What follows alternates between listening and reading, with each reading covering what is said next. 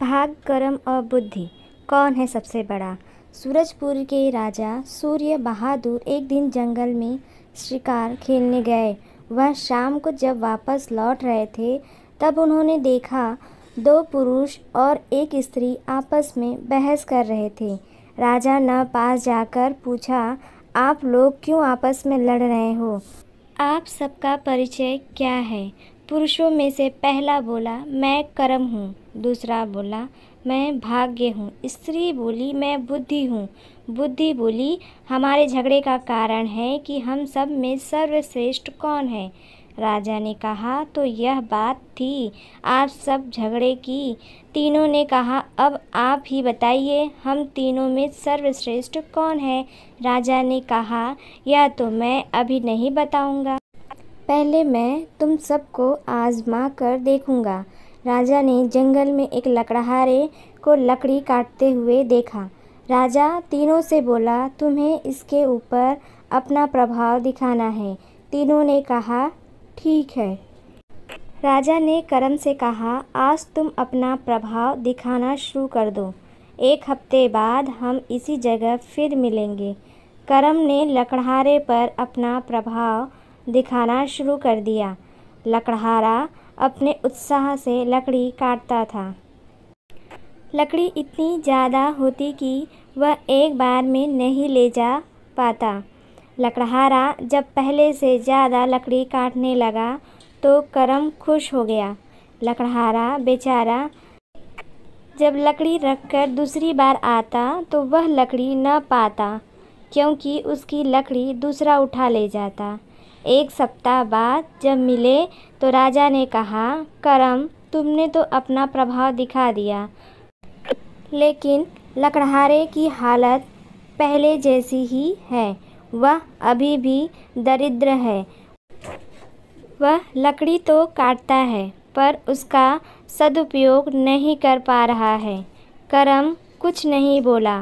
राजा ने कहा, भाग्य, अब आज से तुम्हारी बारी है।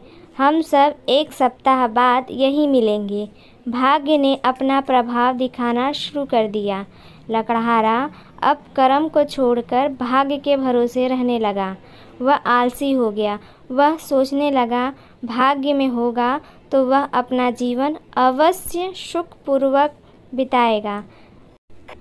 भाग्य लकड़हारे का साथ भी दिया। वह लकड़ी काटने नहीं जाता, पर उसे उतना धन मिल जाता था जितना उसे लकड़ी काटने पर मिलता था। यह देखकर भाग्य बहुत खुश हुआ। एक सप्ताह बाद चारों उसी जगह मिले। राजा ने कहा, भाग्य, तुमने अपना प्रभाव से लकड़हारे को आलसी तो बना दिया, पर उसे धनवान नहीं बनाया। तुमने उस पर वो कृपा दृष्टि दिखाई, यह तो लकड़हारा पहले ही कमाता था। राजा की बात सुनकर भाग्य कुछ नहीं बोला। राजा ने स्त्री से कहा, यानी कि बुद्धि से, आज से तुम्हारी बारी है। एक सप्ताह बाद हम यहाँ मिलेंगे। बुद्धि ने अपना प्रभाव दिखाना शुरू कर दिया। लकड़हारा अब दुगने उत्साह से लकड़ी काटने लगा। उसने आलस छोड़ दिया था।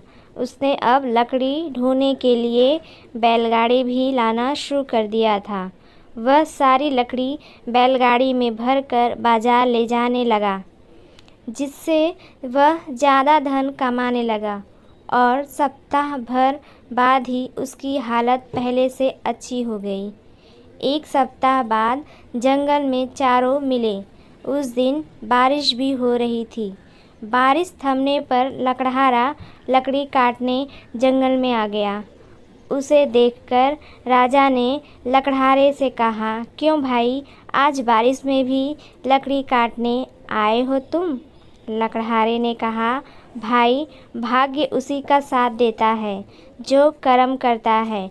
मैं कर्म कर रहा हूँ, भाग्य के भरोसे नहीं हूँ। फिर भी मैं अपनी बुद्धि से कर्म और भाग्य को अपने वश में रखता हूँ, जिससे मैं सुखी रहूँ। राजा ने मुस्कुराते हुए तीनों की ओर देखा और बोले, अब तो तुम सब समझ ही गए होंगे। तीनों ने कुछ नहीं कहा और नतमस्तक होकर चल दिए। लकड़हारा फिर लकड़ी काटने में जुट गया और राजा शिकार खेलने चल दिए।